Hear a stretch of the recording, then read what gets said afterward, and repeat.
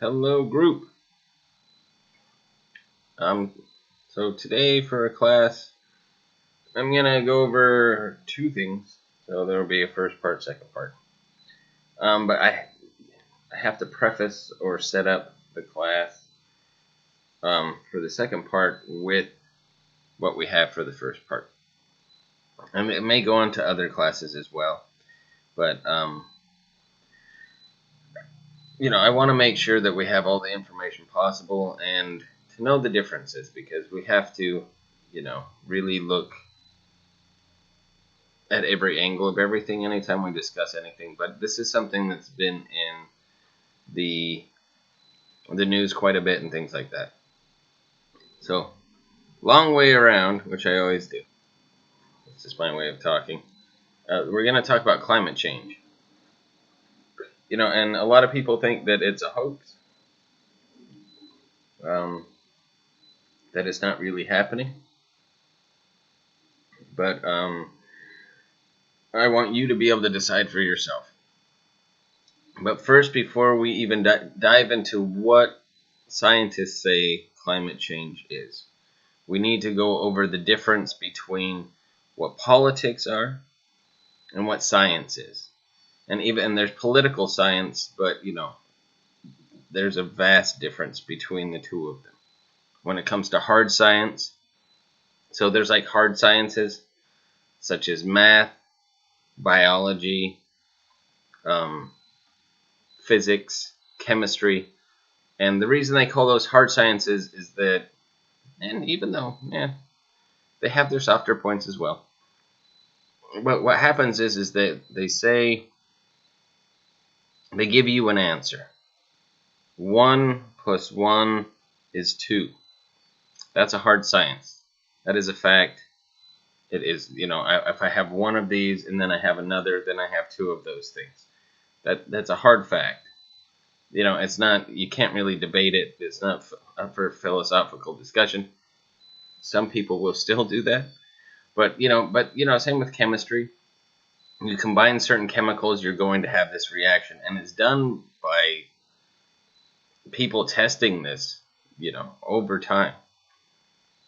Same with physics.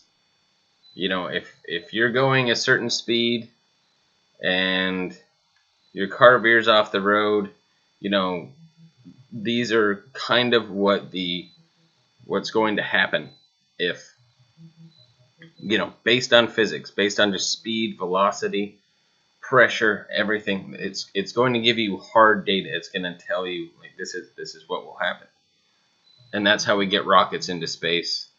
That's how we do so many things that are, seemingly impossible. But again, that's hard science. Then there's the softer sciences. And I call them softer because the data isn't as secure, such as social sciences, like I'm a sociologist. Considered a soft science, only because data changes all the time. Political science, same thing, changes all the time. And that's what we're going to go over here. So I have something printed out from an organization that's basically the difference between science and politics. And it's important for us to discuss this. And, I'm always open to any of your questions, but it's important to discuss it or at least go over it before we go over what climate change is. So, let's get started. So I'm going to take the first 2 pages because the first page is, well, it's basically just a picture of their website. But it talks about the main difference between science and politics. So I'm going to skim over a lot of this part, only because there's just salient points or good points that really we need to discuss, and we don't need to read the entire article. So what is science and what is politics? What are the differences?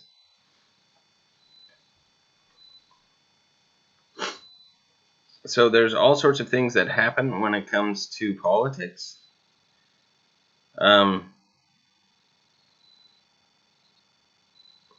So in science, nothing, and this is what this says, essentially, nothing changes in science from week to week. Nothing of any importance occurs that changes the scene from one week to the next. Occasionally, so once in a while, a study is released, of course, but everybody interested in the topic already knows what it will say by the time it is published. Because science is something that happens over a long period of time. Like if you study something, you have to study it and get ample data in order to prove your point. The main product of science is to actually falsify your claims. You want to make, as a scientist, what I want to do is say there's somebody else that says, oh, well, I believe this. Now, you don't really want to be falsified, but the thing is that you want your claim to be false or wrong so that you know what to do in the future to make adjustments. So basically, if somebody comes out with a study and they say, well, this is what we studied and this is what we found, they actually want you to falsify their study. That's the whole point of science, is to say, actually, no, you're wrong here, you're wrong here. We did our study and we showed this and this and this. And then the people go back to the drawing table, but it helps because, again, it takes a long time for science to develop. You have to study each and every format that has come before anything else in order to come up with something. But it's not like, hey, guess what? Today I discovered how to cure cancer, which we haven't come up with a study. I discovered the way to come up to cure HIV or AIDS, and you know what? That actually happened over a long period of time. So again, it's studies and tests, and people publish like, well, this is what we're trying to do. And even as it comes to, say, the vaccine for COVID-19, it happens over a long period of time. It doesn't just happen overnight. A lot of people want that to be the case, but it is never the case when it comes to science. Now, compare that. Again, long period of time. A lot of studying done. A lot of different minds, scientific minds, doing the same thing. They went through a lot of school. And this is their thing, and they're ready to be falsified. Now, compare that to what happens in politics.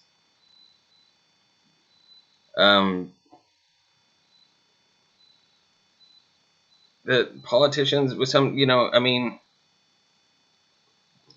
basically everything happens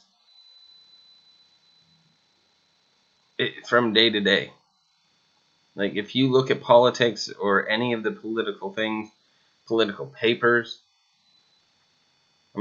newspapers themselves, or CNN or Fox News or anything, everything changes constantly, day to day. Like, oh, this person had an opinion on this. Now I'm going to, step in and where did they get their sources from and, what's happening here, what's happening there. And, and then fast forward like a year, all of that's gone. It's interesting, if you look at just what happened with certain elections, unless it's like really drastic, most people don't remember. And the next year, how many people know who John Kerry was?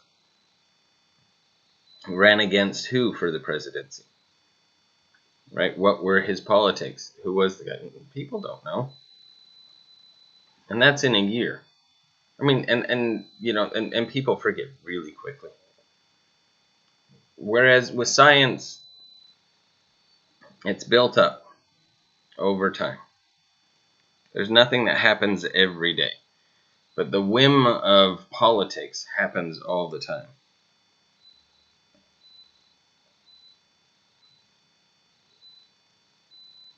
So, science learns. there's a consistent direction to it. It always marches slowly, ponderously, but steadily toward onward to a deeper understanding. It rarely backtracks, and almost never on matters of importance. And in terms of backtracking, that's what politicians do all the time. I mean, you can see it, or people that work in politics. They'll say, "Oh, I believe this one day," but then a week, a day later, they'll be like, "Oh, never mind. It doesn't really fit my politics anymore." When politics, yeah, it's not learned. It's for public opinion.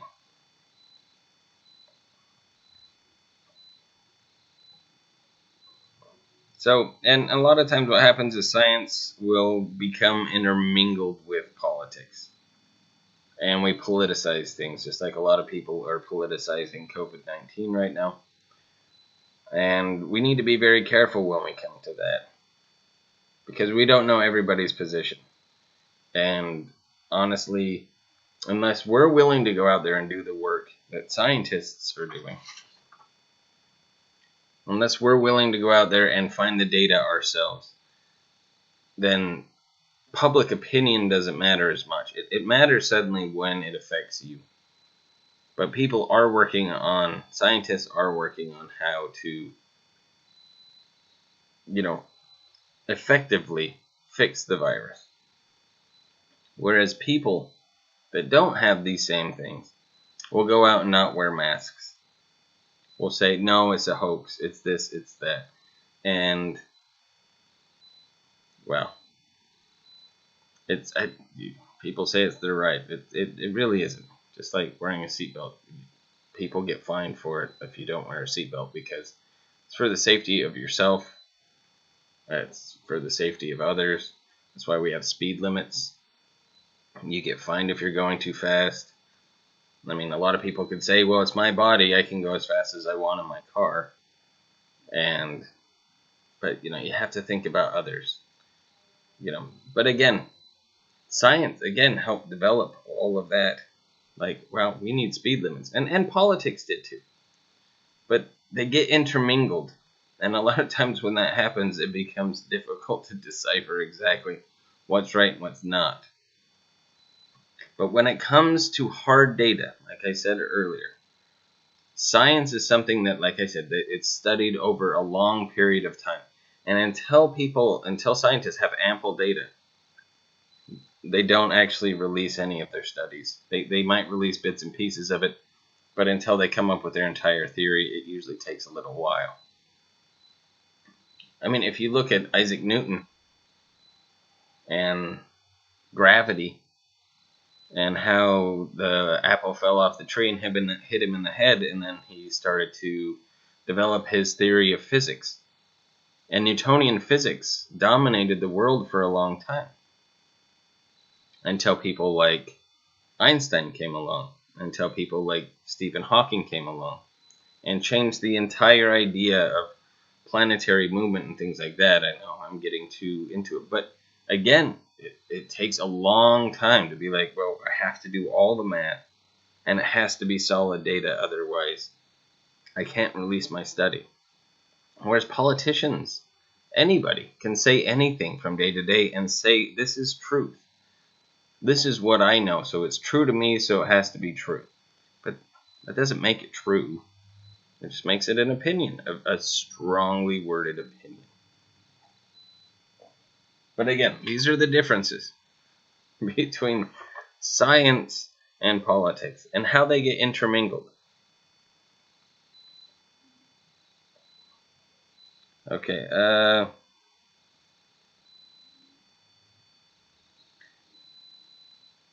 so, I mean, I've pretty much gone over everything. I mean, a lot of this is just,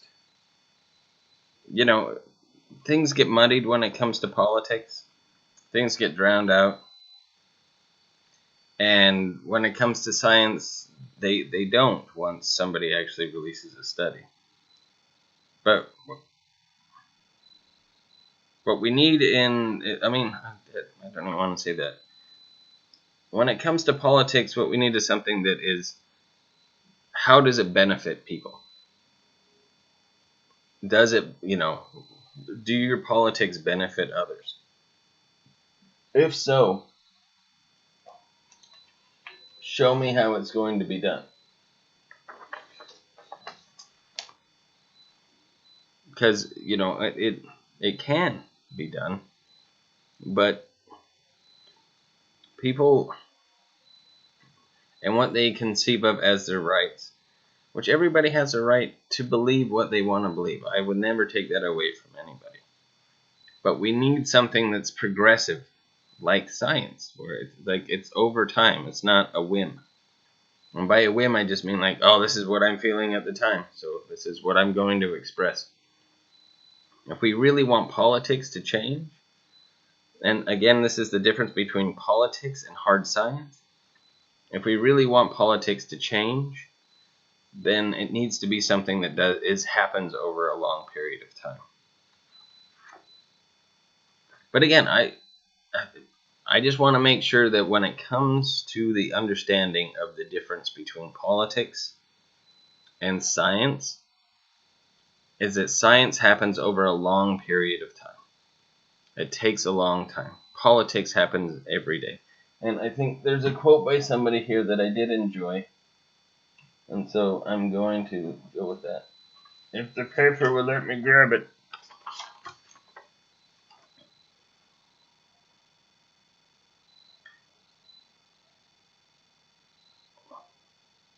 So when it comes to politics, there's like a generational change. For example, acceptance of marriage rights for gay people. But politics is about social, so over time, is what they're saying. Things change quite a bit. But when it comes to politics, it's about social and individual values. Whereas science is forcing you as a result of probing the universe rather than internally generated or absorbed socially. So, it's a good statement. And that you can't deny science. What happens is it's completely predictable. Like you don't water a plant, it's gonna die. And that's science. You jump off a building and you're probably going to die. And in fact, they even find, sorry, it's a little morbid, but they actually, in fact, that, people that have jumped off buildings before, they die in the air before they even hit the ground. But again, that's science. Or, or chemical compounds, like, what's safe for us to consume, what's safe for us to eat, what kind of mushrooms are safe, what kind of mushrooms are unsafe. All of this is science and people figuring these things out and taking a lot of time and being very careful as they can be with their science. Again, I'm very sorry if I was too morbid with the jumping off the building. Don't think about that. But it's too late. I can't really rewind the video. But again, all of it is physics. It's physics, it's math, and it's, and some people believe in like kind of metaphysics, but that's hard science. And that is something that is just part of the world. You can't escape it. Just like gravity, you can escape gravity. Whereas politics, it just changes from person to person, from place to place, wherever you go. It doesn't have a core where it says, oh, this is definite. Well, none of it's definite. What is definite is science. And so that's what I'm going to go over for the second part of the class. Like I said, is climate change. Now, I'm not trying to make a convincing argument, but science is science. And I will never say science doesn't exist. Because it does, and we see it every day, and it's everywhere. And without it, why would we even have classes? Why would we go to school if it didn't exist? So it does. Math exists. physics exists, chemistry exists. But then what we have to come to is, how do scientists figure out what climate change is and the difference between it being a hoax or not being a hoax? So I'm going to stop the video here because we've gone over the difference between politics, where some people want to say, like, for political reasons, I don't want to believe in climate change, and science doesn't know what's going on. And then also that, what are scientists saying about climate change? What does it mean, and how can we make a change? And so, that will be the second part of the video. Again, any questions you have, always feel free to ask me. I love questions, but always feel free to ask me. Okay, peace, and I will talk to you soon.